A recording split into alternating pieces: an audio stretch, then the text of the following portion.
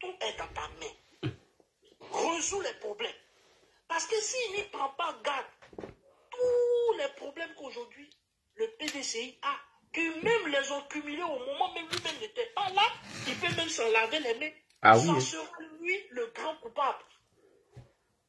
Parce qu'il ne sait pas, il est dans paix, hein, comme on le dit à Abidjan. Il est dans paix. Bio a posé le problème sur la table. Et la sagesse. Moi, ça fait 3 fois que je répète ça, je vais le répéter encore. L'interview, j'ai suivi l'interview d'un journaliste qui dit, si Bion avait laissé ne serait-ce que, et si Thiam avait laissé ne serait-ce que un jour passé avant d'essayer de répondre à Bion, il allait comprendre son message. Et c'est une réalité. Comme on le dit en Afrique, la nuit porte conseil. Mais nous qui suivons ça de loin, au-delà même de aujourd'hui l'adversité qui les oppose, il aurait pu analyser tout cela et faire appel à Bion, lui, asseyons-nous, discutons, trouvons un compromis. Oui. Il aurait pu le faire. Pourquoi cette interview qui a suivi? Pourquoi n'a-t-il pas appris toutes les leçons du parti? Asseyons-nous et discutons là. C'était l'un des slogans phares du PDCI. Mais qui sont ces soufouettistes, irresponsables, mauvais élèves comme ça? C'est-à-dire que vous êtes dans un parti, vous n'avez rien appris. Nous-mêmes qui sommes plus jeunes que vous là, on connaît beaucoup plus les valeurs de vos partis que vous. Vous n'avez absolument rien appris du vieux. Oufou Boigny, il a tous zéro côté. Tous zéro. Il n'y a que le docteur Alassane Ouattara. Et c'est pour ça qu'il vous donne le pion. Parce que vous êtes des héritiers, en réalité, vous êtes indignes. Vous n'avez rien appris du vieux. Pourtant, vous vous dites être ses petits-fils. Pourtant, vous sortez des polémiques en nous disant que vous vous arrêtez avec lui pour boire du tchapalo, bien du, je sais pas bon, là, dans les villages. Pourtant, on a vu Oufou ici nous dit qu'il n'a jamais bu d'alcool. J'espère que la sagesse va habiter ces personnes-là et qu'ils vont revenir. Ils vont pouvoir s'asseoir et discuter et trouver un compromis, trouver comment dirais-je, une solution à cette crise qui est en train de détruire ce parti. Merci, je vais m'arrêter. Merci beaucoup, Ted Bruni. Merci pour ton intervention. Bonsoir, Ladi Chéri. Merci beaucoup. Il y a le Prado qui en pose. On va prendre une personne rapidement sur WhatsApp et on revient. On revient. On va aller rapidement sur WhatsApp parce qu'on a des auditeurs qui sont sur Facebook, qui interviennent sur WhatsApp. Tiens, on vous donne des solutions. On va le temps de me rêver. Tiens, on peut faire quoi? Il peut rien. Ah, mince, il avait décroché. Ça a tellement sonné, j'ai cru qu'il ne décrocherait pas. Il a décroché. On va écouter les Ivoiriens de la diaspora. Qu'un mec qui ne s'est même pas intéressé à la diaspora. Allô, bonsoir. Oh, Mister, how are you? Yeah, fine. Je suis le seul. Oh, that's my mister. Yes. Je suis le seul Coréen qui parle anglais ici. Mr. Ladi, how are you? Oh, fine. Ok. Non, c'était juste un petit bonjour, c'est tout. Rien de spécial. Merci beaucoup, mister. Ok. Bah, vous seriez en Côte d'Ivoire en janvier? Si Dieu le veut, Inch'Allah. Ok. Ok, faites-moi signe. Peut-être qu'on pourra se voir là-bas. D'accord, mister, il n'y a pas de problème. Ok. Portez-vous bien. Salut tout le monde. D'accord, merci beaucoup, mister. Merci. Oh, all right. Bye-bye. Ok, thank you. Thank you. Je parle anglais maintenant. Où j'ai mon sourire, son anglais tordu, ménagère, c'est nouveau là. Qu'on se parle anglais. Oh, so ne anglais, tchèque, chapalo, nyamini, anglais, mina. Allô? Hello? Oui. Mister, how are you? Fine. Ah, Kevin Tiamé là. On va le prendre. Kevin Thiam est là. You know that you are saying that you're the only Koyaka who's speaking English. Yes. That's not true. I mean Koyaka, but I speak English too. That means many people, many Koyaka who speak English, they can speak more than English. Kevin Thiam, toi tu nous poursuis partout, hein? I mean, we are educated, we go to school, we learn, we can speak different language. What? You know what I mean? Ça, c'est vrai anglais, ça. Ça, c'est vrai anglais. Ça, c'est pas anglais rempli de chapalos, truffé de mensonges, là. Je veux dire par là que, oui. Toi, tu le sais Koya qui parle anglais. Non, les Koya parlent anglais maintenant, ils parlent l'arabe, ils parlent italien, ils parlent different languages, you know what I'm saying? That means, on va à l'école maintenant. Yes. Et d'ailleurs, c'est ce que je voulais dire encore. Je dis bonsoir à tout le monde. Bonsoir. Mais je veux vraiment parler du sujet. Mais en même temps, je veux dire quelque chose. Je ne vais pas parler de Thiam. Too much. Okay. Thiam, ils l'ont mis là une cause. Tu comprends? Ils sont desperate. You know what I'm saying? Ils sont desperate. For them, because, comment ça s'appelle? Thiam a travaillé à l'Angleterre, en dehors de la Côte d'Ivoire. Pour eux, c'est Thiam qui peut faire tomber le RHCP. Tu comprends? Parce qu'ils se disent qu'il a un réseau. Sinon, ils n'aiment pas Thiam. Thiam là, ça ne sonne pas bien dans leurs oreilles. Il dit, Bridumi là, il n'est pas PDCI. Il est un populiste. Le PDCI d'Oufoué et le PDCI de maintenant n'ont pas la même manière de voir la vie. Le PDCI de maintenant, c'est le PDCI de Bédier. Ah, d'accord. Oui. Bédier était xénophobe. Et moi-même, en tant que petit Koya, je suis xénophobe. La sœur qui a fini de parler aussi là, elle aussi, elle est xénophobe. Mais elle, xénophobe là, c'est pas une mauvaise chose. Mais il faut être xénophobe positivement. Parce que, quand la loi dit que tu t'appelles Yao, Christian, Le Pen, et que, je dis bien Le Pen, ça dit ça fait français, hein, que tu as la nationalité française, et que la Constitution dit que tu peux être candidat ou bien tu es ivoirien, il n'y a pas de raison que tu ne sois pas ivoirien, que tu sois candidat. Moi, je suis ici, et le passeport anglais, j'aimerais voter, c'est Fofana Moussa, je vais voter, on ne me regarde même pas dans mon visage. Le point, c'est quoi? Il y a beaucoup de choses qu'on dit par rapport aux candidats présumés du PDCI. Si cela s'avère vrai, il ne peut pas être candidat. Tu comprends? Mais je veux dire quoi à Thiam? Thiam, tu es mal tombé. L'Afrique n'est pas prête. L'Afrique n'est pas prête. Pour que un nom qui ne sonne pas à peu près du pays dont tu penses que tu viens de là-bas, ça va être compliqué pour toi. Ta seule chance, c'est que c'est le PDCI qui t'a mis là. Imagine si c'est nous, RHDP, qui avons mis Thiam comme candidat aux élections présidentielles. Ils allaient dire, on vous a dit que le RHDP là, sinon le RDR là, c'est un parti de rangés. Ils allaient dire. Mais ce qu'ils ne savent pas, c'est que nous là, on aime tellement la Côte d'Ivoire.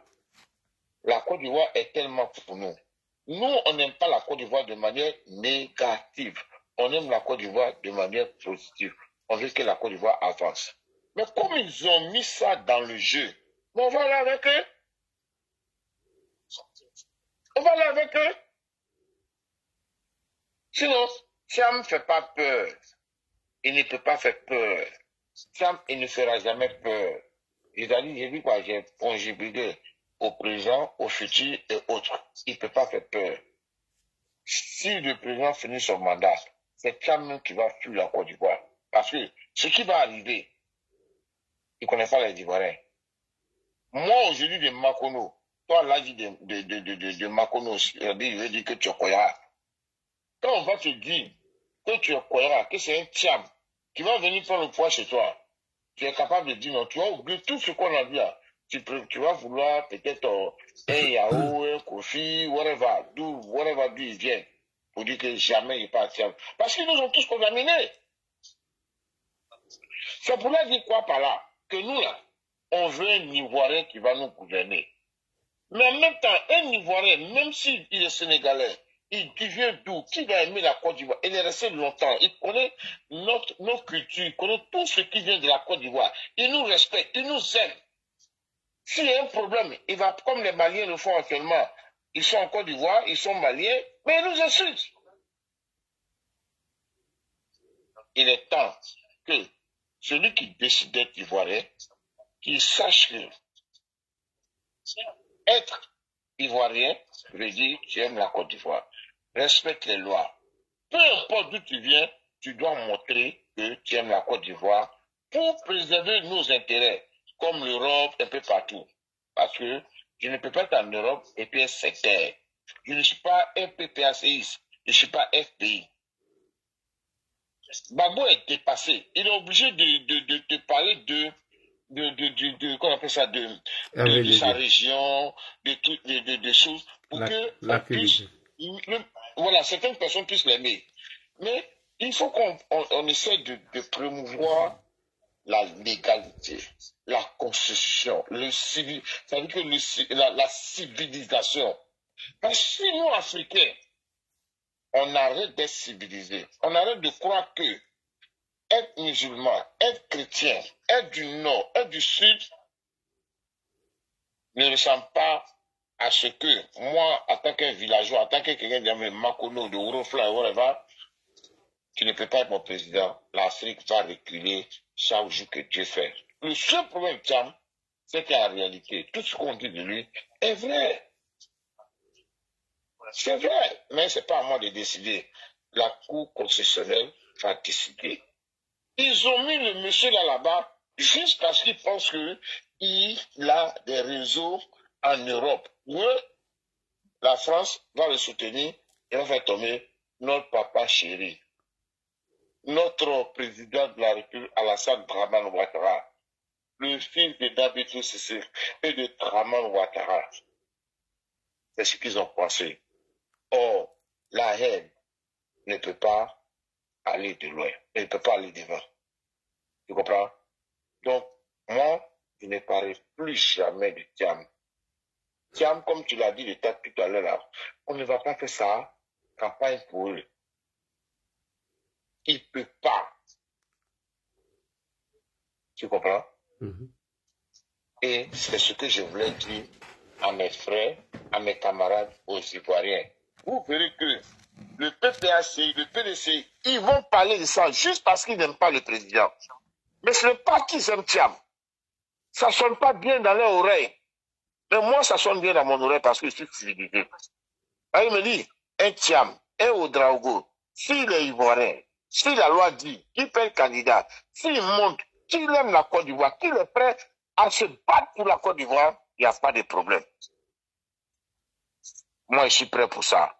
C'est-à-dire que quand je dis je suis prêt parce que je suis allé à l'école, je vis en Europe, c'est ça. Sinon, si ce n'est pas ça là, je ne suis pas prêt. Si je suis africain, comme de toute façon ils disent là, un Africain en tant que tel, parce que quand tu es trop africain, tu deviens bête, tu es comme un animal. Tu n'es pas là, tu deviens sauvage. Moi, c'est ce que je pense. Si c'est en tant qu'Africain, je ne suis pas prêt pour Tiam. Par exemple, son autre Tiam là, ça ne sonne pas bien.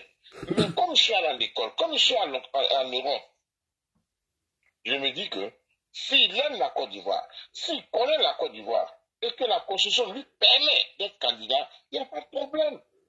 Moi, je suis d'accord. Mais s'il ne connaît pas, qu'il ne respecte pas les lois, ben voilà, c'est à la Cour constitutionnelle des choses.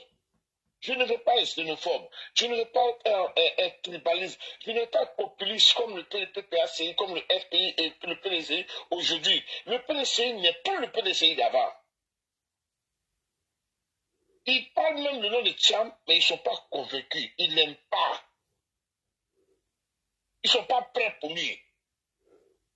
Sinon, comment comprendre que quelqu'un que vous voulez mettre au candidat, vous savez bien, et que vous voulez vous unir au PPACI. Le PPACI est un parti de xénophobes, de villages, de tribus.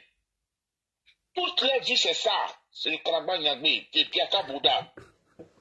Jusqu'à maintenant. Ils n'ont pas changé. À un moment donné, je ne dirais même pas le FPI, le PPACI.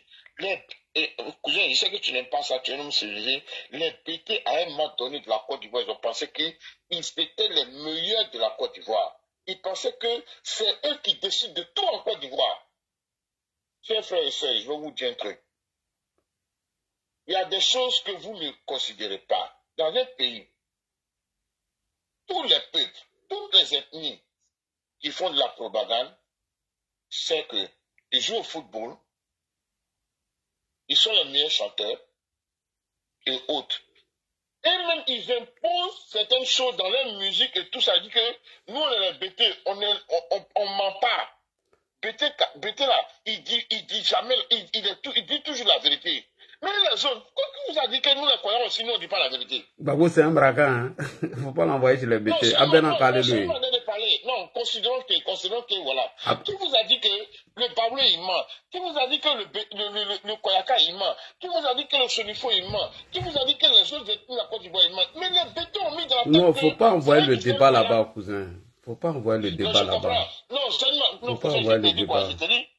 cousin, je te comprends très bien. Oui. J'ai mis. Tu as vu, non? Je te comprends très bien. Je parle à des gens qui sont à l'école. Oui. Mais quand le débat arrive sur les tribus, les ethnies, tu vois, ça. Non, c'est pas les tribus, ce n'est pas moi. Ce n'est pas moi. J'ai dit, écoute-moi très bien. Il y a Kone Katina qui est là-bas. Il y a Kone Katina qui est là-bas, il y a Demba Traoré. Non, tu ne comprends pas, écoute-moi. Voilà, donc il ne faut pas envoyer un jour Kone Katina, écoute-moi, j'ai connu Kone Katina un jour. Voilà, on lui demande, on lui a dit que tu es... Non, cousin, il faut me comprendre. Je parle français et j'essaie, avant ça, j'ai dit quelque chose. Tu peux me comprendre. Oui, mais les gens interprètent mal les trucs, hein. Les gens interprètent mal les trucs. Ce n'est pas moi qui parle, écoute-moi, ce n'est pas moi qui parle. Je dis que les BT, à un moment donné, ont mis dans la tête des gens parce que c'est eux qui savaient chanter, ils jouaient au ballon. Et comme la culture, quand tu es bon dedans, c'est ça qui fait avancer un pays. Tu vois, on pense que tout le monde est BT, tout le monde est en. C'est ce que je dis, ça ne vient pas de moi. Ils ont réussi à mettre dans la tête des gens que BT est impalable, que BT ne ment pas, que BT est comme ça. Petit à petit, ça a pris. Mais toi, tu es croyant, mais tu ne mens pas. Moi, je suis croyant, je ne mens pas. C'est vrai que nous, on ne chantait pas, on ne jouait pas au ballon, donc on n'a pas promouvoir notre ethnie. Mais pour eux, comme la culture leur appartenait, ils sont passés par la culture pour dire beaucoup de choses. Oui, mais ça n'a rien à voir avec le sujet qu'on est en train d'aborder la cause. Non, cousin, ce que je dis là, je te jure, écoute-moi, j'ai dit, non, c'est une parenthèse. Ouais. Je ne comprends pas. Pardon, il faut fermer parenthèse, ça. Parce que ça, là, ça va compliquer. Ça va faire que les gens vont quitter dans le sujet. Non, on peut ouvrir la parenthèse. Je ne dis pas non. Ça va faire que les gens vont plus s'intéresser au sujet. Ils vont parler de ça. Je vais fermer. Ok, il n'y a pas de problème, je vais fermer. Mais c'est quand même difficile de mettre un sujet et puis on va parler de ça comme des gens qui ne sont pas là à l'école, qui ne comprennent pas. Je veux dire quoi par là? Tiam, on parle de lui. Il y a des gens qui vont dire, Tiam, ça ne sonne pas bien. Mais pour moi, ça sonne ivoirien ou pas, moi je suis d'accord, s'il est ivoirien, s'il est de la Côte d'Ivoire. Mais ceux même qui l'ont mis là-bas, là, ils ne sont pas prêts pour lui. C'est des gens qui ne sont pas prêts à accepter un nom Ouattara même qui vient de la Côte d'Ivoire, un nom Fofana qui vient de la Côte d'Ivoire, un nom Koulibaly qui vient de la Côte d'Ivoire. Ils ne sont pas prêts. Ils l'ont mis là par rapport à quelque chose. C'est ce que je voulais dire simplement. Sinon, je ne suis pas xénophobe qu'on appelle de manière civilisationnelle. Mais intérieurement, tout le monde est xénophobe, toutes les choses, c'est ce que je voulais dire. C'est tout. Donc, à partir de là, je veux dire que les Ivoiriens que nous sommes là, nous sommes tous fiers d'être Ivoiriens. Tellement on est fiers d'être Ivoiriens qu'on n'est pas prêt à accepter souvent que un nom qui n'est pas de chez nous, on va accepter si soit notre président. Par exemple, Thiam, un Oudraogo, ainsi de suite, etc., etc. C'est tout ce que je voulais dire. Ok. Et si jamais je suis sorti du cadre, oui, en tout cas, tu es vous sorti du m'excusez, cadre. mais Non, c'est ce que tu penses, mais d'autres vont me comprendre. Non, mais c'est pas tout le monde, c'est la majorité qui ne va pas comprendre. Donc, souvent, il faut éviter... Non, je pense que d'autres vont me comprendre. Non, c'est ce que j'ai dit. Mais tu m'écoutes, Kouz. Souvent, dans ce genre de débats, il faut éviter les tribus, les ethnies. C'est pas bon, voilà.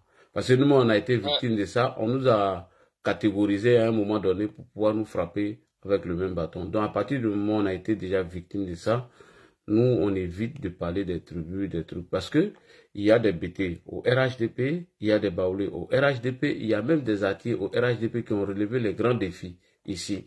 Je prends le cas de l'armée, M. Patrick Hachi a relevé le défi. Aujourd'hui, Laurent Gbagbo a perdu tous ses bastions. Il a perdu l'armée au profit de qui? D'un Atier. Voilà. Quand tu vas dans le Gore, pareil. Voilà.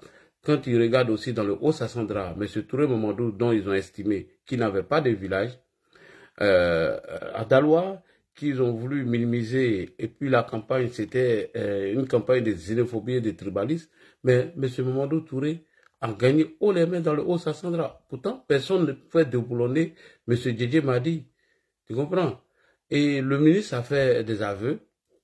Il a dit que les gens l'ont contacté pour dire qu'il y avait une histoire de fraude ou une histoire de bagarre dans un village, je ne sais pas si c'est dans un petit village, ce qui est sur la chose, à Daloa là-bas.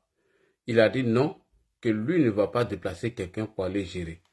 Les militants RHDP, nos frères BT qui sont dans la zone, c'est à eux d'aller gérer ce problème. Et ils sont allés, ils ont géré. Donc il faut souvent éviter ce genre de trucs lorsqu'on fait nos lives. C'est très important. Ouais. Moi, c'est un conseil que je donne, hein, et c'est ce qu'il a dit à la sœur Fanta. Et maintenant, je vais chuter. Attends, je vais chuter en 2 secondes, tu vas reprendre. Et pour moi, le secrétaire exécutif du RHDP, M. Cissé Bakongo, a été clair sur ce point. Il dit, Thiam est ivoirien. Point. Pour nous, Thiam est ivoirien.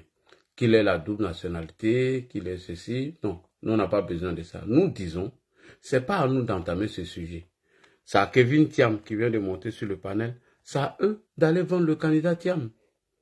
Voilà, c'est à eux d'aller expliquer. Nous, on n'a pas expliqué ici. Parce qu'en voulant aller dans ce sens, c'est comme si on était en train de se faire harakiri. Donc, voilà pourquoi moi, je veux qu'on évite ça, voilà, dans nos débats. Les autres l'ont dit, les autres l'ont fait. Nous, on doit éviter ça même. Ça, on doit éviter. On doit expliquer notre parti. Merci. Je t'ai compris, cousin. Tellement je te comprends. Tu es le seul gars. Hein, moi, c'est le seul gars. Oui. Que moi, je participe à tes émissions. Effectivement. Donc, on ne s'est pas compris ce que tu dis là, non? J'ai dit quelque chose. J'ai dit ceci. J'ai dit que tu t'appelles Thiam ou Ouedraogo. J'ai bien dit ça. Hein. Oui. Que tu sois Thiam ou Ouedraogo, si la constitution ivoirienne te permet d'être candidat, tu le seras. Je n'ai pas dit ça. Oui, si tu as dit ça, j'ai compris. Mais j'ai parlé de ce côté-là pour dire que c'est eux, toujours, depuis on n'est pas encore né, c'est eux qui combattent tout le monde. En disant aux gens que eux sont les frères ivoiriens, ils sont combattus au fouet, ils ont entraîné au fouet de Ghanéens, de Tobédé, même de Ghanéens, de tout. Je ne dis pas que c'est moi qui dis ça, c'est eux qui le disent. Dieu merci aujourd'hui, Dieu sachant faire son travail, les enfants d'autres régions sont allés à l'école, ont appris, ils sont allés à l'international. Aujourd'hui, ce qui fait que le débat est ouvert. Avant, c'était eux. Ils avaient compris avant nous. Si tu vois qu'aujourd'hui, toi, sur ton panel, il y a 500, 1000, 2000, 3000 personnes qui t'écoutent, mais c'est parce que nous, là, on allait à l'école, on participe au débat intellectuel, au débat politique de notre pays, ce qui fait qu'aujourd'hui, le débat est équilibré. Avant, c'est eux qui parlaient. Avant, c'est eux qui mettaient dans la tête des gens que celui-là est bon, il n'est pas mauvais, il est comme ça, il est comme ça. Oui, on a du monde, on va conclure rapidement. Il n'y a pas de problème. Je crois que beaucoup de personnes vont comprendre ce que je disais. Ils ont tellement pensé que c'est eux qui avaient le monopole de la parole. Ils disaient même que c'est eux qui parlent la vérité, que c'est eux qui ont gros cœur, que c'est eux qui sont les vrais Ivoiriens, que c'est eux qui sont les plus beaux. C'est culture. Et c'est la culture qui avance ce pays, c'est la propagande. Aujourd'hui, là, cette propagande-là, toutes les ethnies du Côte d'Ivoire peuvent faire de la propagande dans le sens propre. C'est ce que je voulais te dire. Okay. Sinon, si tu n'as pas compris, tu me comptes, mon cousin, je te demande pardon, mais je crois que ceux qui nous ont écoutés là, ils savent de quoi j'ai parlé.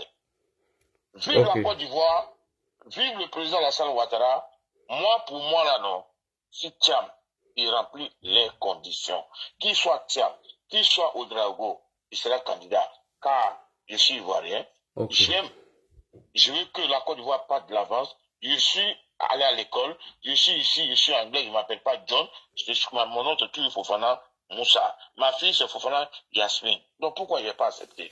Parce que je voulais te dire. Ok, merci beaucoup, les gars, restons dans le sujet, merci à tous et à toutes. Alors, on va partir rapidement avec médiateur Djidji, et puis nous allons donner la parole à Kevin Thiam qui est là. Kevin Thiam, bonsoir.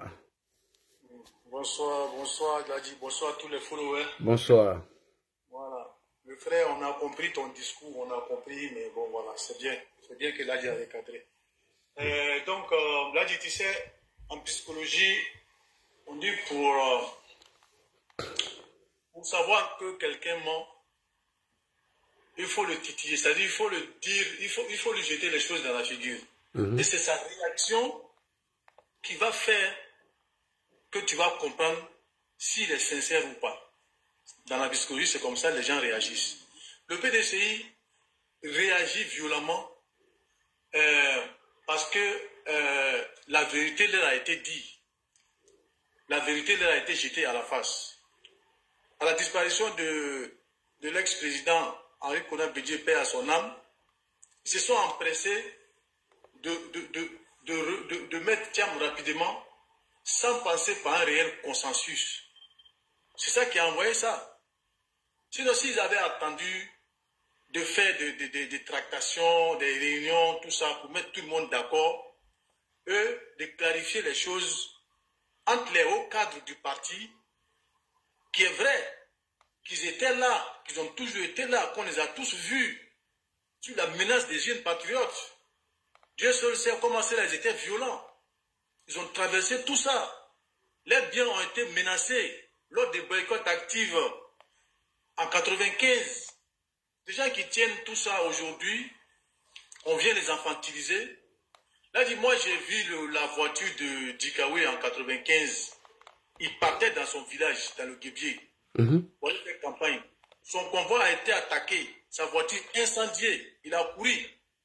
Donc, les gens qui ont subi tout ça, là, qui ont donné leur vie, qui ont donné de leur temps, de leur argent, on vient les infantiliser comme ça, au profit de quelqu'un parce qu'il est fils à papa, alors que quelqu'un qui s'était complètement désintéressé du PDCI, bien qu'il soit ivoirien, il s'était éloigné de la politique ivoirienne. Il n'a jamais prononcé une phrase à l'endroit de la politique ivoirienne.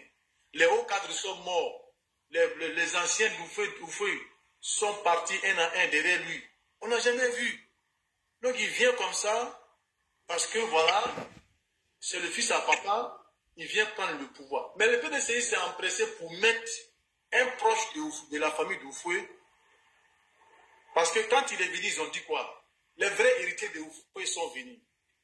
Mais le slogan de Oufouétisme pour la recherche de la paix et la démocratie, là, c'est un slogan de réunification du PDCI et du RDR, qui étaient les forces essentielles de la création du RHDP. Sinon, il y avait le parti des PCI, des Mabit, tout ça qui étaient là. Il y a beaucoup de branches politiques qui sont dans le RHDP. Mais en politique, les forces essentielles, ceux qui sont vraiment, comme on dit, les dinosaures, ceux qui comptent vraiment parce que c'est eux qui sont les plus visibles. Donc, eux pensent que c'est le slogan qui fait la force du RHDP. Donc, ils vont venir avec un vrai proche de Oufoué pour pouvoir arracher ce slogan. Mais le slogan était réunificateur pour la fusion. Mais ce n'est pas le slogan qui est la force du RHDP d'aujourd'hui. Si c'est pour cette raison qu'ils se sont empressés de mettre un proche de Oufoué, coûte que coûte, vaille que vaille, à la tête du PDCI, là, ils ont joué pité. Parce qu'aujourd'hui, ça fait des frustrations. Et pas des moindres. Des vraies personnalités qui peuvent faire vaciller les choses ait vraiment créé une tempête au sein du PDCI. Donc quand on en parle, quelque part, c'est nous-mêmes sur l'Algérie FM ici qui avons commencé ça, je l'ai déjà dit ici. Oui. Au moment où il y avait les championnats, c'est nous, on avait commencé le débat sur ce cas-là. Et on avait prévenu que, mais est-ce qu'ils ont consulté les bions, les noms qu'on a cités là? C'est eux qui sont montés au créneau aujourd'hui. Ça veut dire que nous-mêmes, on voyait plus loin dans les partis que eux-mêmes. Mais comme c'est un parti des vieux qui ne veulent pas changer de méthode, être vieux, ce n'est pas un mal en soi, mais ne pas vouloir voir le changement, c'est ça qui est paradoxal. Comme le dit un proverbe bambara, quand le vent change de direction, et que celui qui décortique le riz ne veut pas changer, mais c'est toi qui vas prendre le son dans le visage. Ah oui. Donc, voilà. Donc, il faut que le PDCI accepte d'ouvrir ce débat-là pour que, au sein du PDCI, la deuxième force politique ivoirienne, on puisse avoir une stabilité. Parce que, quoi qu'il en soit, moi je félicite l'arrivée de Thiam et de Bion, qui fait changer la donne des serpents et des violents et des grenades. Les roquettes qui étaient là nous promettent que c'est la démocratie ou le chaos. Là, il y a une nuance. Entre deux, aujourd'hui, on a des gens civilisés, comme Thiam, comme Bion, qui donnent de la voix, qui veulent être présidentiables. Et moi c'est à mon honneur que moi, je félicite cela, que le débat devienne civilisé avec des gens civilisés. Parce que quelqu'un qui est xénophobe vaut 10 000 fois mieux que quelqu'un qui a une télécommande de coup d'État. Là, tu fais l'affaire de Kevin Thiam, là. Hein? Donc non, ce n'est pas pour lui lancer des fleurs, mais j'attaque en même temps. C'est pour dire à les blinder, tous ceux qui refusent que Soro revienne à des meilleurs sentiments, qu'aujourd'hui, on est en train de voir des nouvelles forces politiques qui sont en train de naître. À supposer que Thiam, c'est un grand patron. Non, Bion, c'est un grand patron de la place. S'il crée une force, il peut créer une force politique conséquente. Parce qu'aujourd'hui, qui dit un parti politique dit les finances. Si tu as des bonnes finances, que tu recrutes des bons communicants, tout ça, et avec un programme bien ficelé, eh bien, il n'y a pas de problème que les Ivoiriens vont suivre. Parce que peu à peu, on est en train de venir aujourd'hui à la vraie nation de la Côte d'Ivoire, que les personnalités comme Oufouet Boigny, comme Alassane Ouattara, ont toujours cherché à créer, au lieu d'anciens systèmes de la mentalité ivoirienne, de la politique clivante, qui était en quelque sorte une sorte de clanique qui ne dit pas son nom. Hein? Dans un parti, il fallait être de telle région pour espérer être un haut cadre, dans tel parti pour être de telle région pour espérer être un haut cadre. Et aujourd'hui, quand on voit que les choses divergent et qu'il y a des personnalités qui lèvent la voix, moi je suis plutôt fier de ça, que la politique ne soit pas que, voilà, c'est Alassane Ouattara seulement qui voulait la paix et le développement pour la Côte d'Ivoire. Et à part ça, il y a le PPACI et le GPACI qui ne prônent que la violence et la guerre. Donc aujourd'hui, Thiam déjà avoir dit qu'il ne veut pas des serpents. En tout cas, merci Thiam pour ce mot-là. Les serpents, le cas c'est loin de la Côte d'Ivoire. Nous, on veut la civilisation et le développement. Maintenant, au sein du PPACI, au sein du PDCI, il faut que le débat s'ouvre. Maintenant, pour chuter sur les gens qui disent que Thiam nous donne insomnie, Thiam ne nous donne pas insomnie parce qu'on a vu Thiam pendant 7 ans avec auprès des budgets, d'abord au Bénet, et ensuite, je crois c'est en 98, il est passé ministre. Mais il n'a fait que développer des projets ou proposer des projets pour que le PDCI, dès lors, ça mette plein les poches. Parce que la plupart des projets qui ont été mis sur la table et que les crédits ont été alloués, soit par la FMI ou l'Union européenne, l'argent est parti directement dans les poches, tels que les renouvellements des hôpitaux, la construction des CHR dans des zones. On avait dit dans le projet qu'à chaque 100 km, tu devais avoir un grand hôpital pour pouvoir absorber les urgences, de couvrir toute la zone. Mais cet argent est venu. On a vu ce qu'ils ont fait. Ils se sont partagés de l'argent. Dikabé même est venu en pleine journée chasser les gens. Ils voulaient construire un hôpital en plein centre-ville de Gagnois. Ils voulaient remblayer un bas-fond. C'est après que les enquêteurs de l'Union européenne les ont tombés dessus qu'il est parti mais au Maroc pour aller investir cet argent là-bas. Donc ils sont mal placés pour dire qu'ils peuvent nous effrayer. On a plein de dossiers comme ça sur eux, qu'au moment venu de la campagne, on pourra sortir ça à la figure de Thiam. Alors quand il veut parler du plan aussi, le plan qu'il a fait, comme je l'ai souvent dit ici, l'État étant une continuité, il ne l'a pas fait pour son compte. Il était nourri, logé, blanchi. Il avait des secrétaires, des voitures, des fonctions. En tout cas, l'État l'avait recruté pour qu'il donne de son talent. Et il en a peut-être donné, mais on n'a pas vu sur le terrain. C'est resté dans le tiroir et l'argent a été encaissé. Merci, Ladji, tu m'as passé la parole. Merci beaucoup. Ah, Prado, le Prado est descendu, alors que c'était à lui, mais bon, il est parti. Donc, on va donner la parole. Andy est là. Bonsoir, Kevin Thiam. Bonsoir, Andy, bonne arrivée.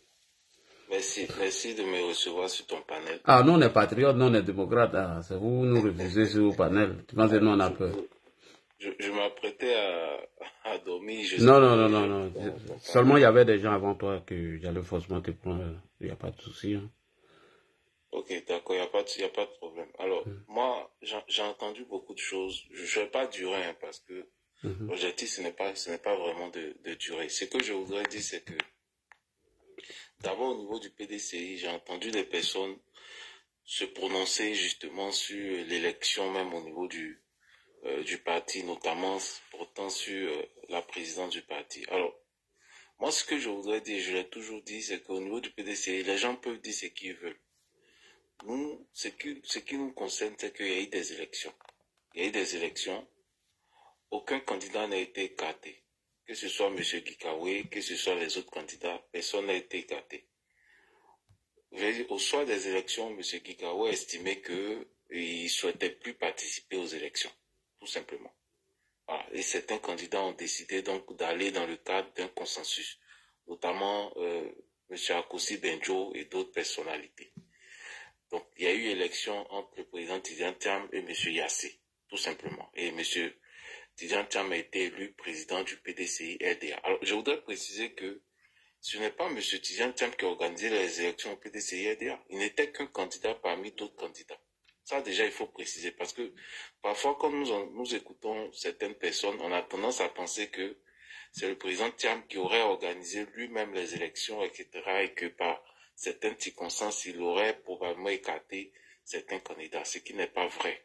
Alors, le président Tidjane Thiam a été élu président du PDCI RDA. D'ailleurs, je voudrais indiquer que le président Ouattara lui-même l'a rappelé lorsqu'il a reçu le président Tidjane Thiam, en indiquant bien évidemment que je reçois le président élu du PDCI RDA. Donc ça veut dire que quoi? Ça veut dire là même l'élection du président Thiam est reconnue par le président Ouattara. Donc moi je pense qu'il n'y a pas à polémiquer sur cette question. Le président Thiam est donc le président élu du PDCI RDA. Maintenant, comme dans tout parti politique, il peut exister des frustrations.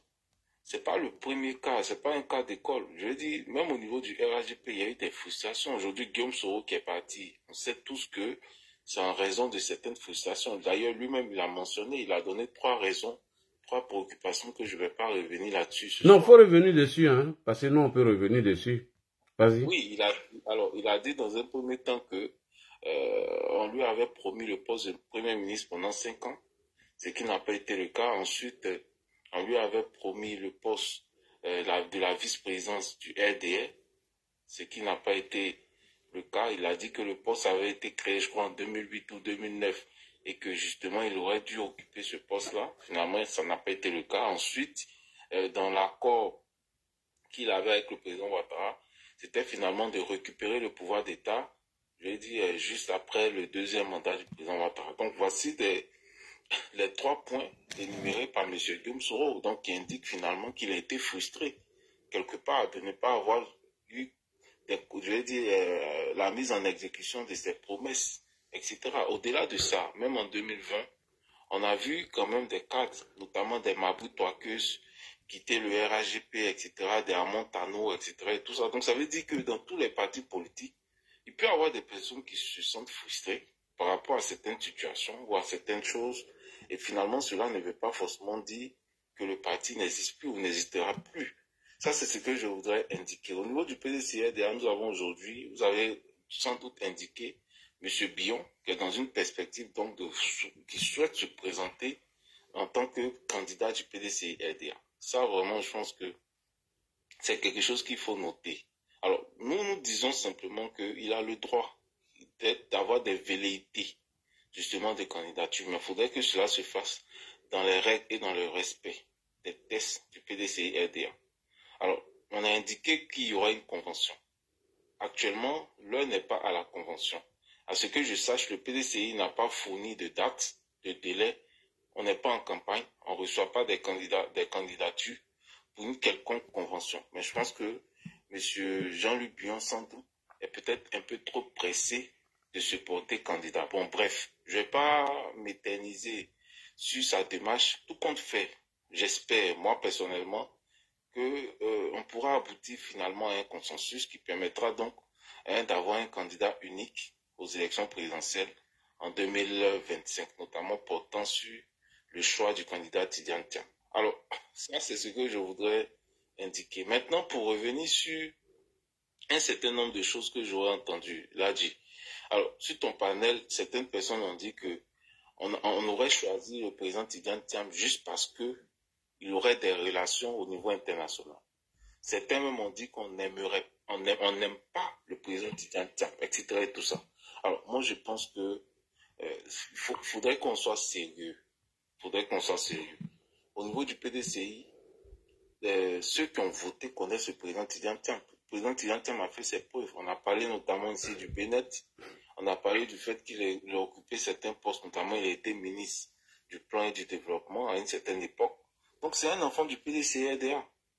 On le connaît au niveau du PDCRDA. Au-delà de ça, c'est quelqu'un qui est compétent. C'est pas une question de relation. Mais que ce soit au niveau international, au niveau même de l'Union africaine, ou même lorsqu'il a été ministre, ou il a géré même le Bénet, c'est quelqu'un qui a été, je dis, très efficace, etc. Donc je veux dire, d'abord, c'est quelqu'un de compétent. Et pour nous autres, là, c'est vraiment des éléments qui permettent donc de pouvoir porter notre choix vers ce type de personnalité. Tout simplement. Donc, le choix de M.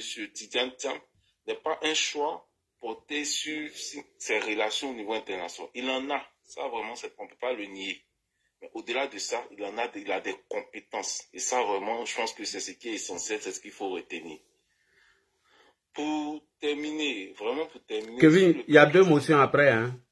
Oui, je sais, je termine okay. sur un fait. Contrairement, par exemple, à M. Jean-Luc Billon, finalement, qui est un grand chef d'entreprise en Côte d'Ivoire, connu, hein, tout le monde le connaît et tout ça. Je crois que lui, par contre, pour ma part, il n'y a pas un réel vécu avec le PDCRDA. Je pense qu'il y a Kandia Kamara qui l'a indiqué que jusqu'en 2010, M. Jean-Luc Billon n'était pas au PDCRDA. À aucun moment on l'a vu dans la campagne de 2010, ne serait-ce que battre campagne pour le PDCRDA ou se prononcer en faveur du PDCRDA. M. Billon était une personnalité, je dirais peut-être probablement un peu neutre. Alors on nous a informé qu'il a rejoint même le RDR. Il a même été candidat RDR à une certaine époque. Alors, lorsqu'on regarde un certain nombre d'images ou de reportages des archives, on se rend compte que son arrivée au PDCI daterait autour de 2017. Donc, anciennement RDR. Donc, c'est l'un des vôtres. Donc, nous autres, là, on comprend pourquoi est-ce que aujourd'hui il y a une frénésie, d'appel à la candidature de Billon ou de soutien à la candidature de Jean-Luc Billon. Parce que c'est l'un des vôtres. Voilà, c'est l'un des vôtres. Donc, tout simplement, nous, on comprend. Mais comme je le dis, le choix du RHGP au niveau du PDCI n'est pas forcément le choix du PDCI. Donc ça, vraiment, il faudrait que les gens le comprennent. Donc je vais m'arrêter là, c'est ce que je voudrais indiquer. Je ne voulais pas être vraiment long ce soir. J'ai une question. Moi, j'ai une question avant de prendre les motions. Pour la question du Premier ministre, le poste de Premier ministre a été promis par le RHDP au PDCI. Maintenant, la question que je veux savoir, tu dis que Guillaume Soro a dit qu'on a fait 3 promesses. La troisième, c'était que après le président Ouattara, oui, c'est lui qui dirige. Mais on dit à ton micro qui oui. peut fermer ton micro. C'est ça. Et le président Ouattara devait finir quand? Et lui devait reprendre 2020, si je comprends bien. Oui, je pense, hein, si ma mémoire est bonne. Hein, non, je veux que tu me donnes la confirmation, c'est tout. C'est juste ça. Non, moi, je pense que c'était un prélude donc, aux élections de 2020. Hein. Merci beaucoup. Merci. Alors, rapidement, avant de venir sur vos motions, j'aimerais rectifier ça vite fait avec Kevin Thiam. Nous sommes à la veille de 2020, quand Guillaume Soro commence ces trucs. Dans le JA, ça veut dire Jeune Afrique, la question a été posée à Henri Konan Bédié si le président Ouattara aurait promis réellement 2020 à Bédié, à Soro. Et le président Bédié dit non, ils n'ont pas promis 2020, mais 2030, si je comprends bien. Alors, on va ici, rapidement, je vais enlever. Et Franklin Nyamsi, vous allez écouter la réponse du conseil politique de M. Guillaume Soro avant de venir sur la motion. Je voulais rectifier ça vite fait. Et vous allez venir sur vos motions locaux. Et puis, on dit le Gossilim. Voici ici, le journaliste pose la question à Franklin Nyamsi. C'est parti. Les deux. Dans le dernier JA numéro 2945, Henri Konan Bédié disait à propos de 2020, il a dit ceci, que Alassane Ouattara et Soro Guillaume se sont rencontrés.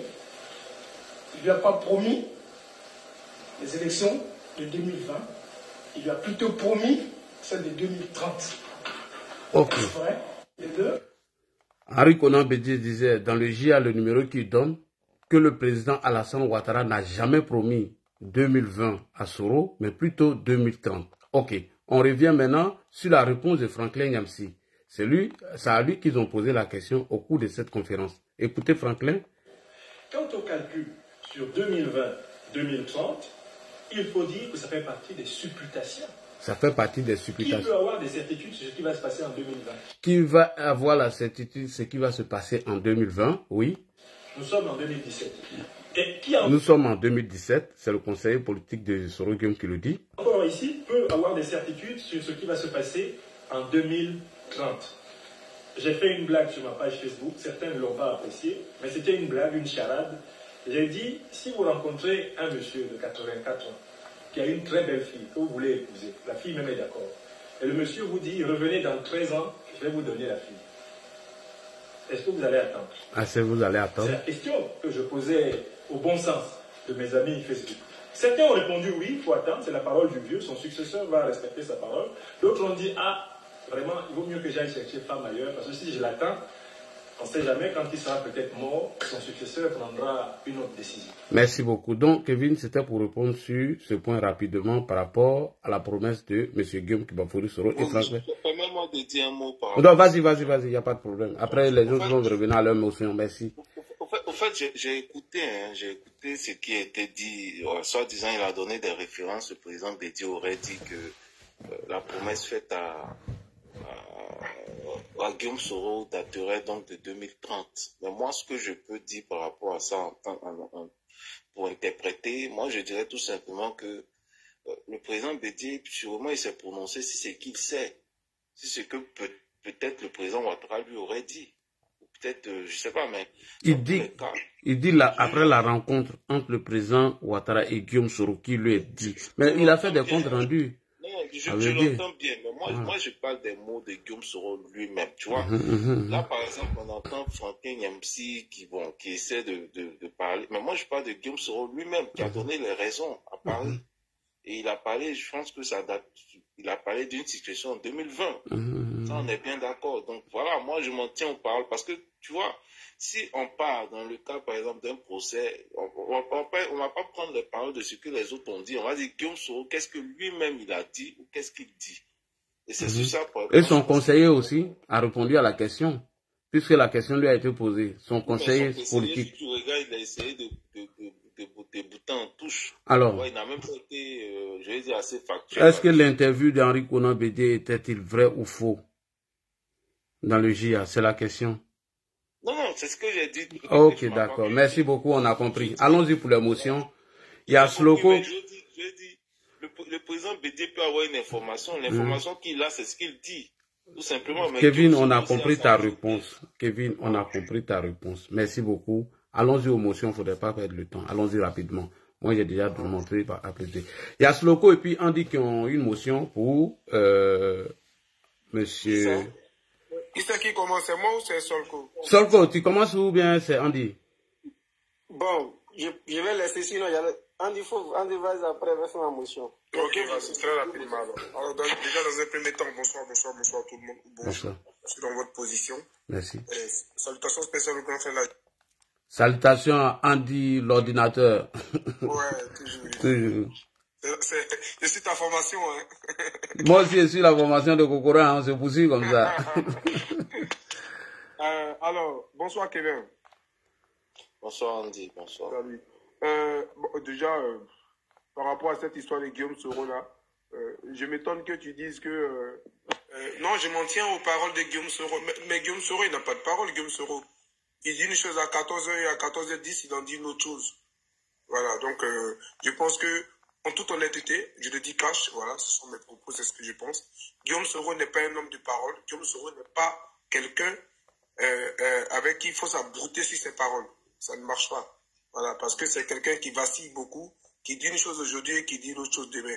Donc, nous, on ne fait que, voilà, selon des circonstances, s'en tenir à tel propos. Mais dire que non, si je m'en tiens à tel propos parce que ça sort de la bouche de Guillaume Soro, c'est la vérité. Le monsieur ne dit jamais la vérité.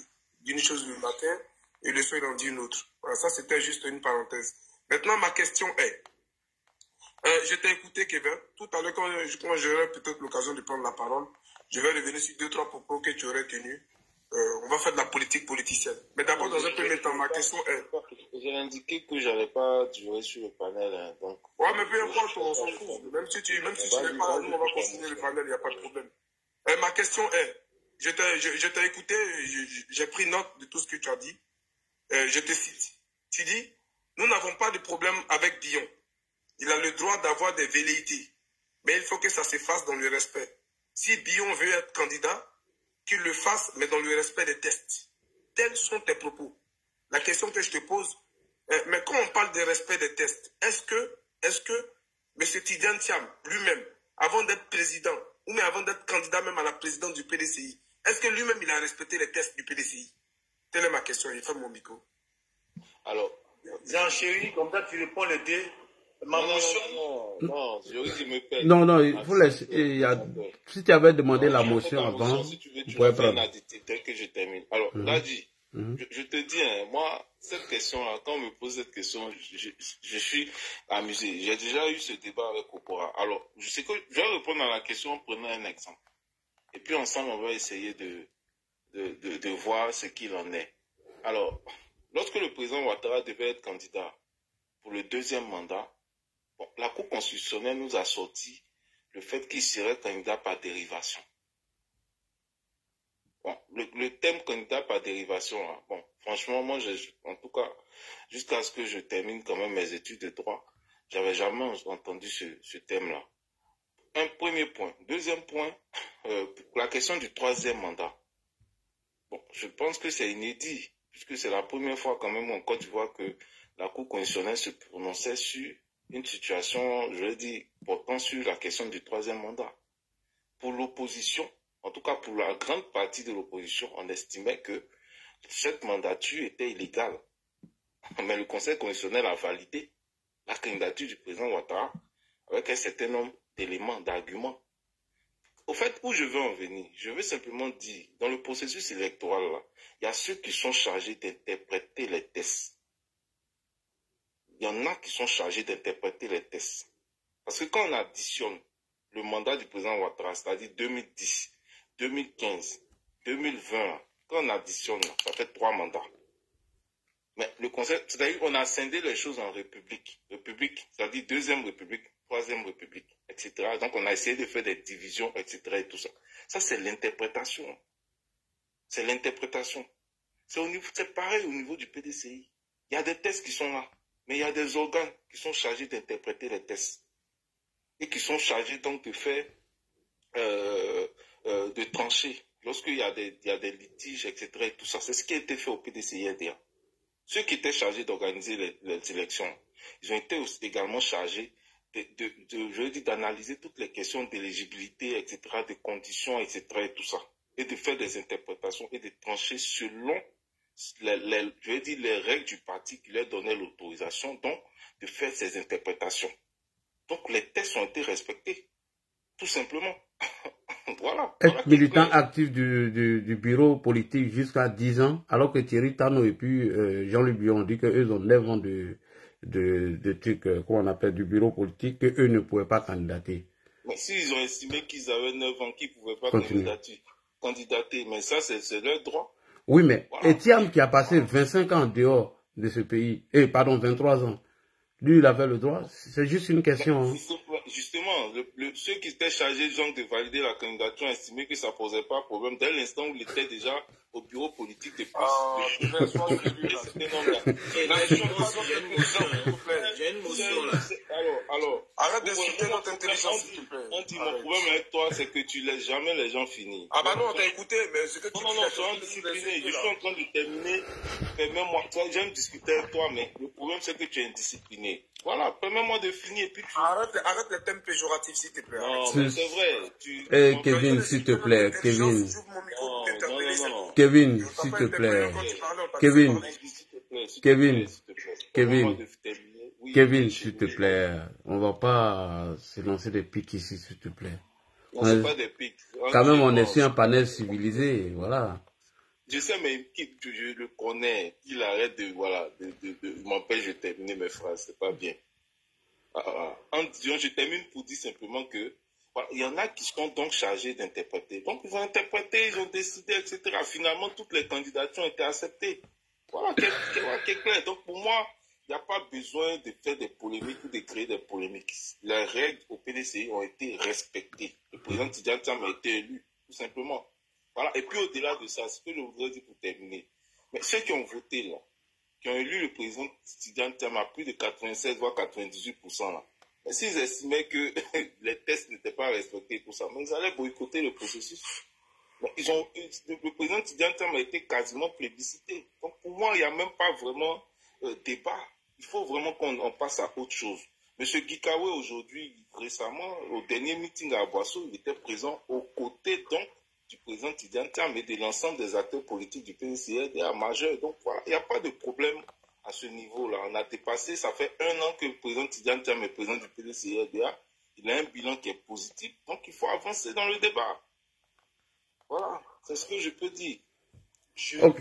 Je peux faire ma motion. Non, il y a Sloko qui est avant toi. Il y a Sloko qui a une motion avant toi.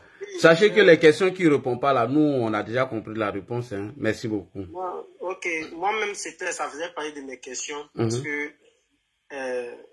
le fait d'écarter les autres candidats au profit d'un autre candidat, on appelle ça, comme Ganga l'a dit, c'est de la tricherie. Oui. Parce que Thiam ne remplit pas les 10 ans de présence dans le bureau politique. Merci beaucoup. Il a payé ses cotisations de façon regroupée. Ce qui veut dire qu'on doit payer la cotisation de façon annuelle. Donc, il ne respecte aucune condition. Merci. Et pour compléter, c'est pourquoi, faut compléter, complète Sloko. C'est pourquoi Jean-Luc Bion et Thierry Tano se sont retirés. Merci beaucoup. Parce qu'ils avaient 9 ans de présence du bureau. Il faut que je rectifie quelque chose. En fait, ils se sont jamais retirés. Parce qu'ils ont jamais... Non, ils ont dit qu'eux ne pouvaient pas compétir parce qu'ils avaient 9 ans. Ils disent qu'ils ne respectent pas les 10 ans.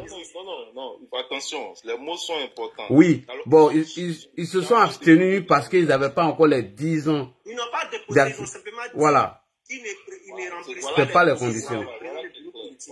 Maintenant, ma dernière motion, s'il te plaît, M. Kevin.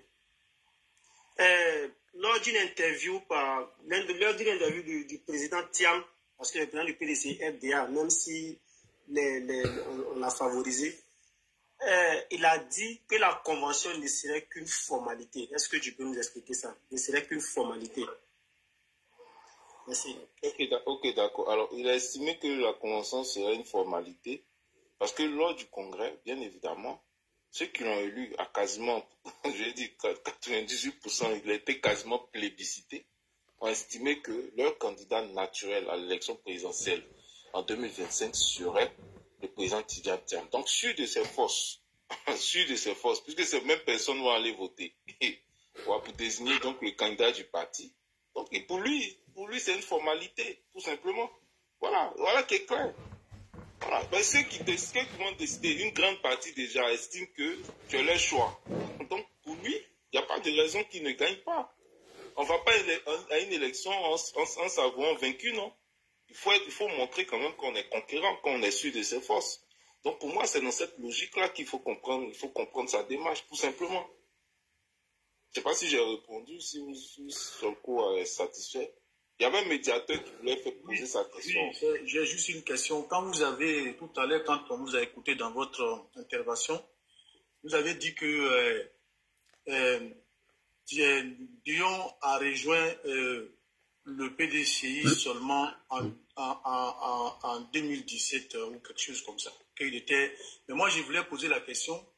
Quand, avec la fusion du PDCI et RDR qui ont donné RHDP, après les élections, il y a eu des postes postes ministériels qui ont été attribués.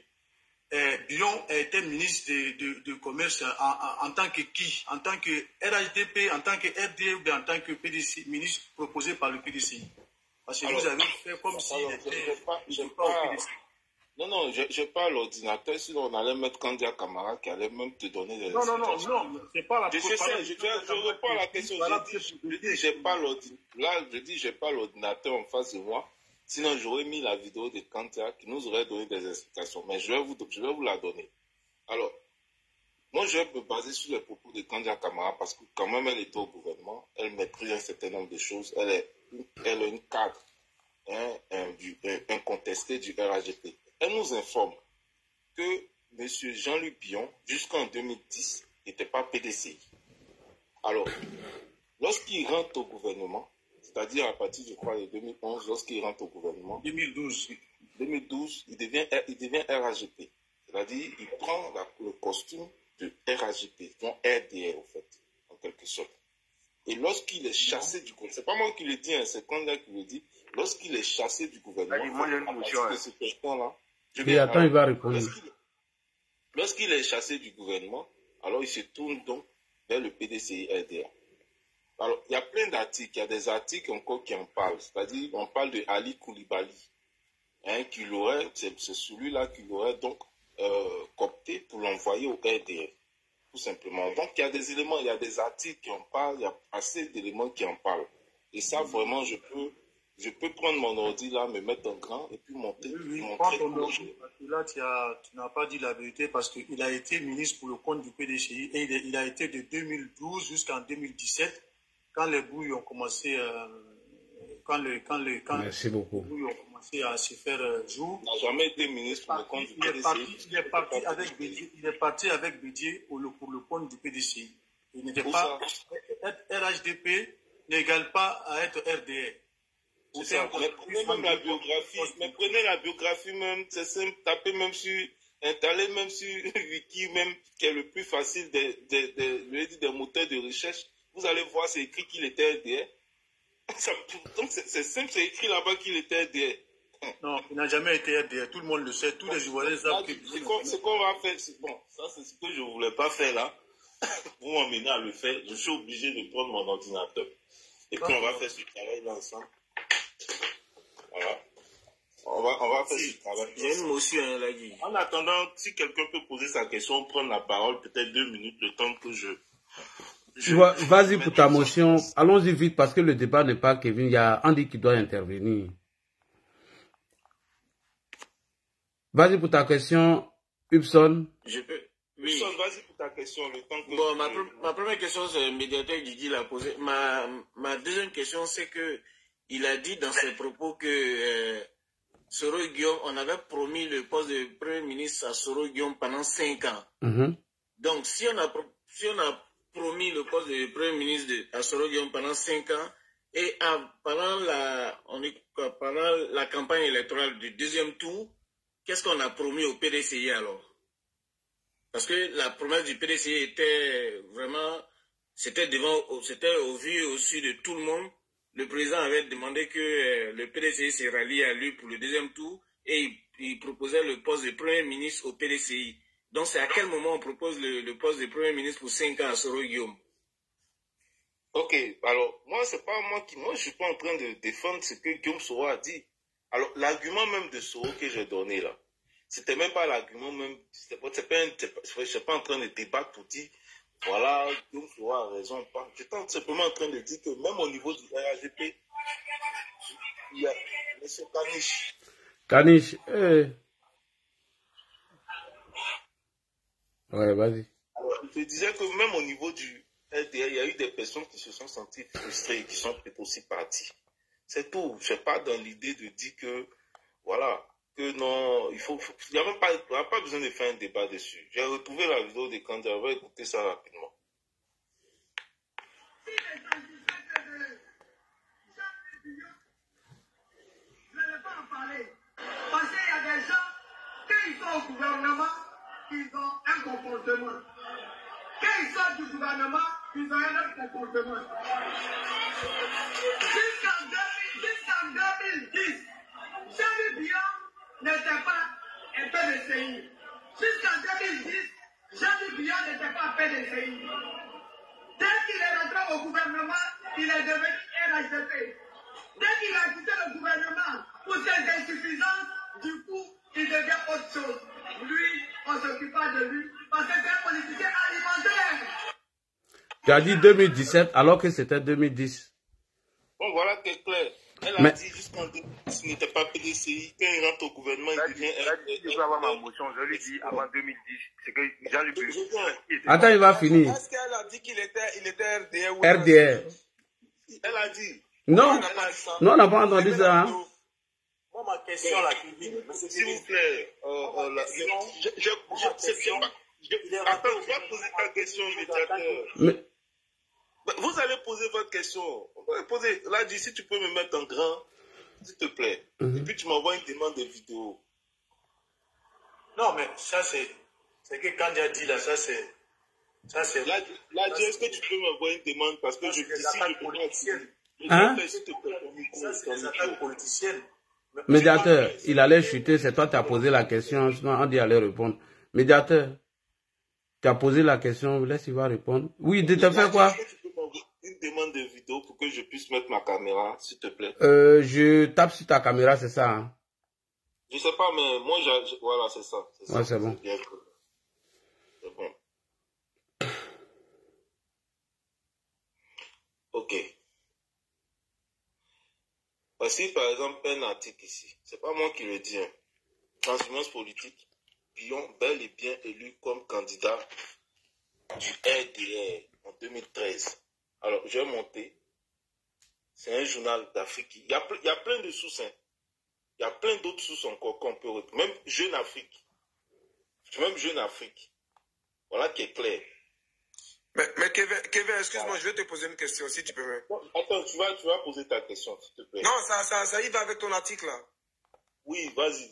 Mais en 2013, là, si Bion s'est présenté comme un candidat RDR, qui d'autre était candidat RDR en 2013?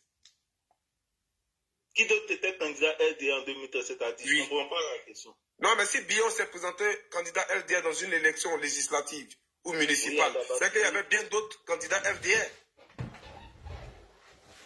Et c'est quand lui, votre candidat du RDR là-bas, qu'est-ce que tu comprends? Mais il n'y a pas de RDR en 2013, puisqu'on est au RHDP. Comment quelqu'un va se présenter en tant que candidat RDR? C'est un tas de torchons que tu es en train de lire là, mon frère. En fait, non, mais c'est une évidence. À partir des élections du deuxième tour de 2010, écoute-moi s'il te plaît. À partir du deuxième tour de 2010, mais il n'y a plus de RDR. Au fait, tu es en train de te perdre parce que... Je ne me perds pas. Tu nous présentes un article dans lequel on dit Bion a bel et bien été un candidat RDR en 2013. Je dis cet article est un tas de torchons. Parce qu'en 2013, il n'y a jamais eu de candidat RDR ou que ce soit. Ils ont tous été candidats RHDP. C'est une propagande que tu es en train de nous lire là, ça ne tient pas la route.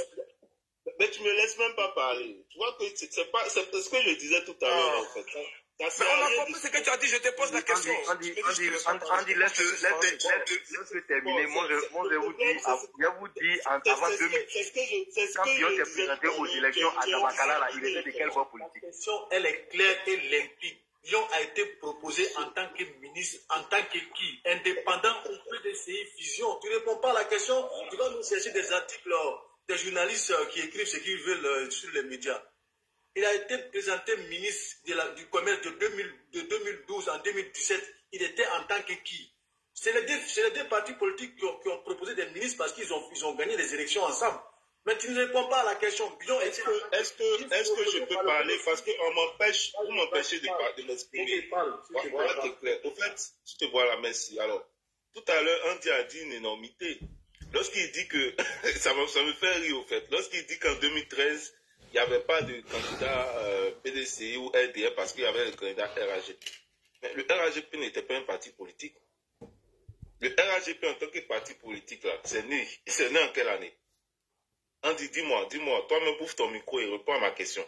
Je crois que c'est en 2012, écoute-moi, en 2012, après les élections, quand Alassane Ouattara a accédé au pouvoir, le président, enfin écoutez, j'ai posé une question. Le leader RHDP déjà né en 2005 se constitue. Attends, s'il te plaît, je vais te répondre. Après, je sais pas. Tu veux faire un débat sur la comédie que tu es venu faire? Non, vas-y.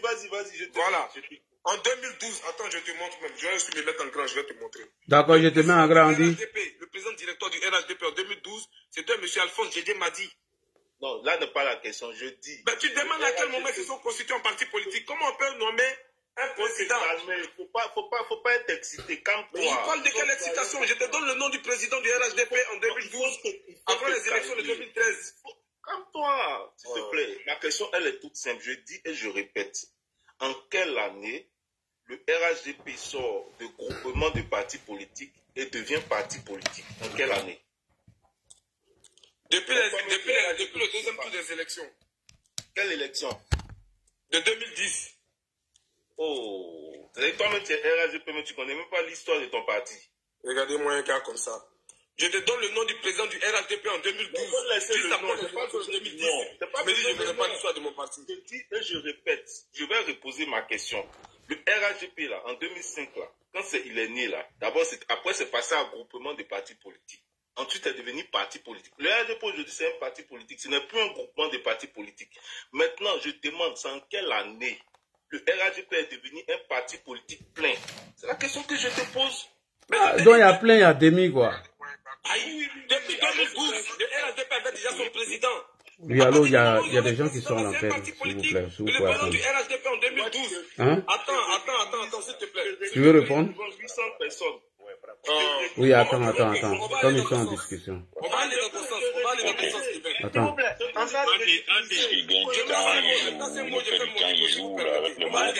Attends. Attendez, s'il vous plaît, on va...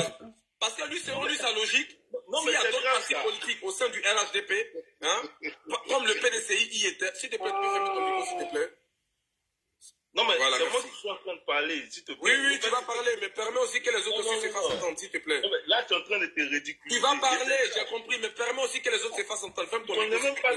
Parce que tu sais même pas de quoi tu parles, tu fermes ton micro. Kevin. Si tu permets. Kevin. Voilà. Pardon, ouais. Attends. Selon toi, ta logique, hein, comme le PDCI était au sein du RHDP, comme le MFA était au sein du RHDP, en ce moment-là, ce n'est pas un parti politique. Appelez à part entière, comme tu le dis. S'il te plaît, après tu dis que c'est moi, je ne laisse pas parler les gens. C'est une question. Selon toi, s'il te plaît, papa. Selon toi, on va suivre toi ta logique, on va la suivre. Selon toi, ta logique, comme le PDCI était au sein du RHDP, avant d'y sortir en 2018, en ce moment-là, le RHDP n'est pas un parti politique, mais c'est quand le PDCI y est sorti en 2018, c'est en ce moment-là ils se sont constitués en parti politique à plein temps, selon toi ta logique. Mais dans ce cas-là, c'est que jusqu'à aujourd'hui, le RHDP n'est pas parti politique. Parce qu'en 2020 là, l'UDPCI y est sorti. Mais en 2010, l'UDPCI y était. En 2020, l'UDPCI y est sorti pour aller se constituer en CND. Et après, l'UDPCI est revenu au sein du RHDP avec Mabli Touakeus. Donc dans ce cas-là, puisque des gens sortent et rentrent, donc ce n'est pas un parti politique à part entière.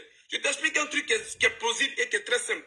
Je t'ai dit en 2012, le président du RHDP, tu peux aller vérifier, c'était M. Alphonse Dédé Madi. Il était proposé par le président Henri Konan Bédié pour prendre la présidence du parti. On t'explique un truc qui est en train de faire de la cacophonie de la propagande. Je m'arrête à là, j'attends mon temps de parole. Merci. Ok. Doyen, tu dis quoi? Tu voulais poser une question? Oui, une précision pour le monsieur du PDCI qui semble jouer avec les mots pour susciter un peu notre colère à cette heure-ci de la journée, c'est pas la peine. Il faut juste lui rappeler que c'est le 18 mai 2005 que la coalition des partis politiques appelée au préalable au tout début du G7 a été fondée. Le 18 mai 2005. Tu m'entends, Nagui? Oui, on t'attend, on t'attend. Voilà. Donc, après le 18 mai 2005, il y a eu tout un processus. Tout un processus suivi de réunions et de rencontres. Et c'est à la fin de ces processus-là que cette coalition-là s'est transformée en parti politique le 16 juillet 2018. Le 16 juillet 2018. Voilà. Donc c'était la précision que je voulais apporter. Donc si mon temps de parole revient, je vais lui répondre par rapport aux frustrations auxquelles il a fait allusion par rapport à Sœur Guillaume, parce que ce n'est pas une question de frustration. Et puis ce qui est intéressant chez le frère militant du PDCI, c'est qu'ils sortent des propos. Quand on leur pose la question d'expliquer ces propos-là, ils disent non, c'est pas nous qui l'avons dit, c'est un cadre du PDCI, c'est un cadre même du RHDP qui l'a dit, ou c'était un article des journaux ou des journaux qui l'a dit. Ils ont fait comme ça par rapport à la déclaration de Bakongo. Là, on lui pose la question, il va prendre une vidéo de candidat, et encore, il suffit qu'on leur pose une question sur ce qu'ils ont dit, ils vont chercher dans la bouche des cadres du RHDP, et c'est ce qui laisse d'argument.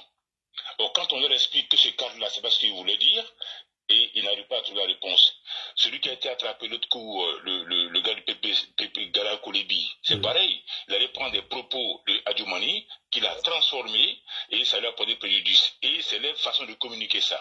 Ils se servent toujours des propos des nôtres qui vont traduire à leur façon ou interpréter, et puis servir ça en mettant la population. Voilà. Donc, voilà, comme il y en a qui attendaient avant, j'attends mon temps de parole. Ok. Merci. Maintenant, Kevin, on va chuter rapidement. Oui, je vais te donner 2 minutes. Attends, après ça, là, je vais te donner 2 minutes.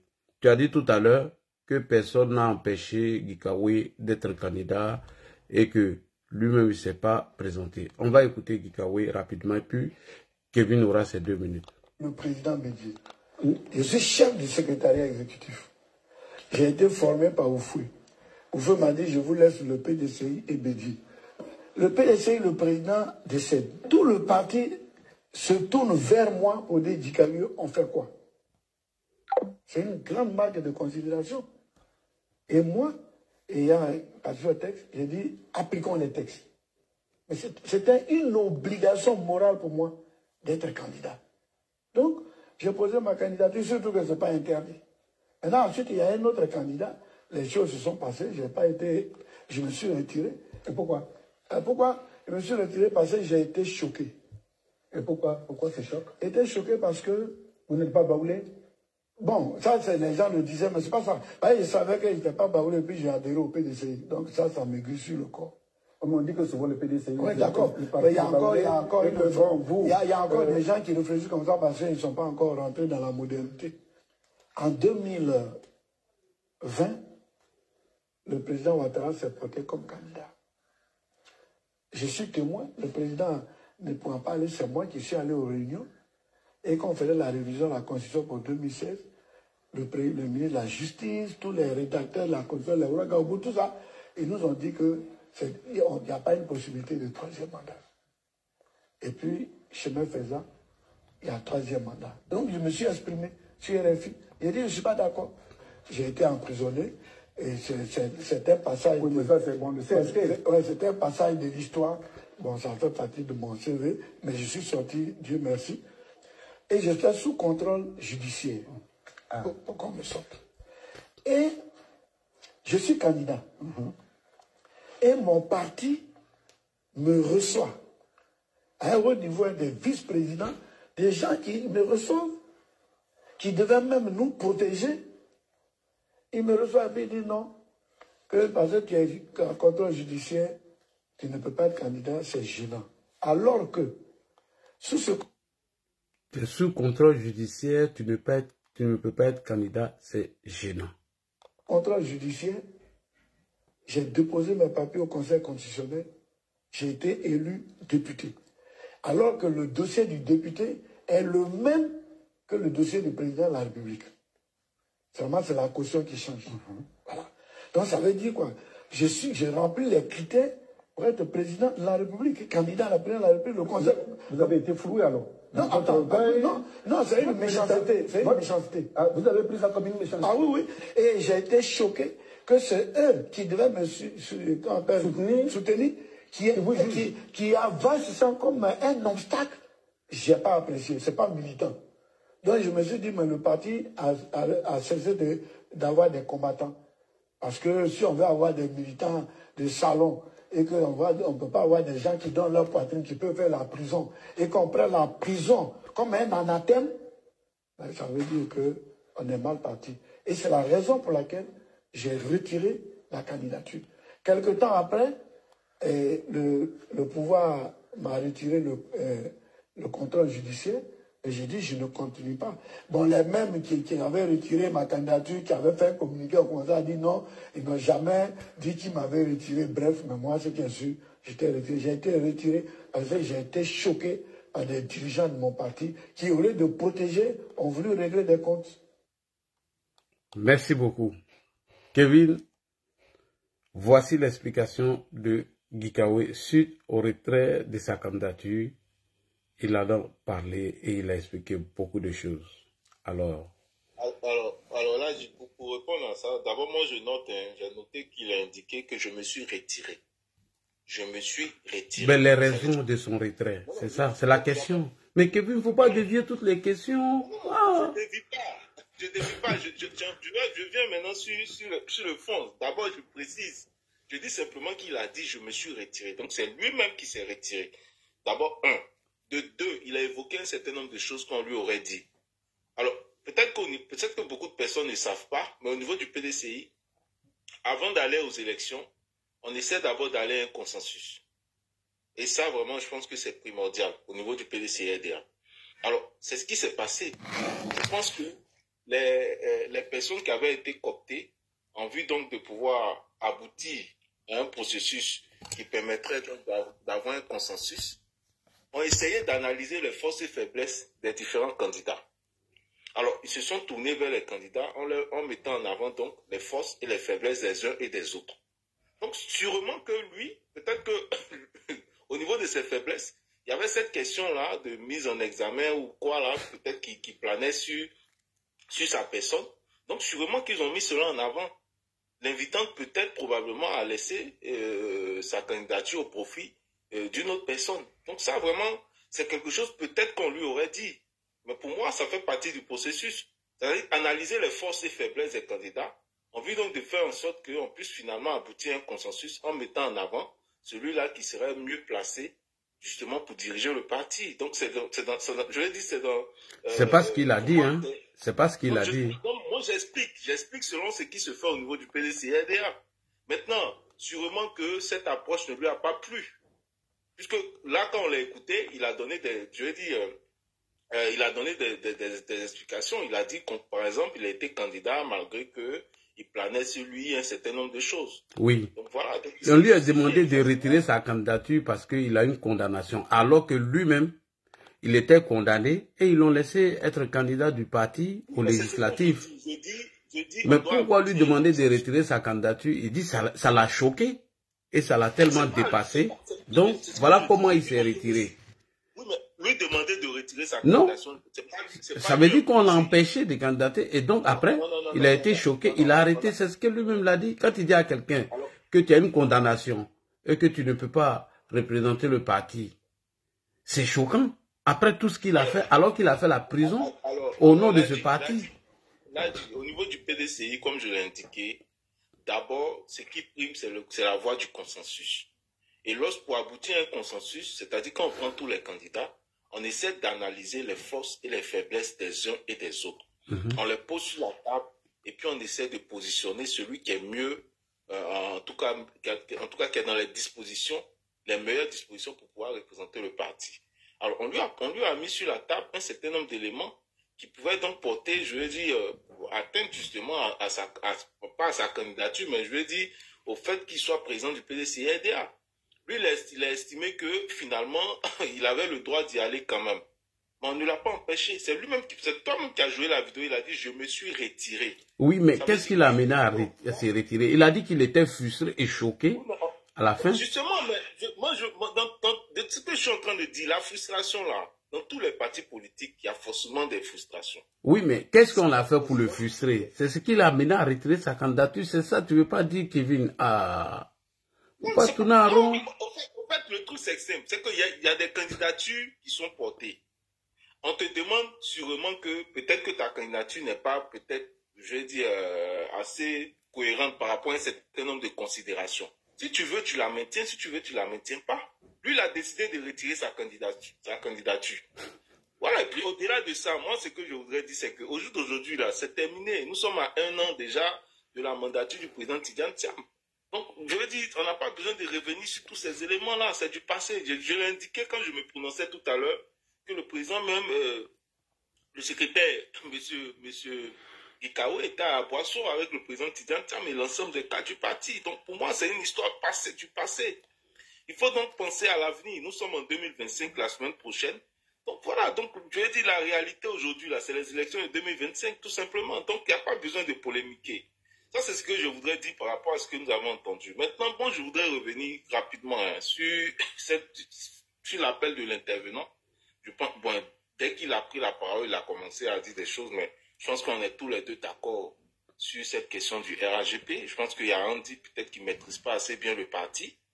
Voilà, devant 800 personnes, quand même, tu as montré tes lacunes, tu as montré que tu ne maîtrisais même pas le RAGP. Comme je l'ai indiqué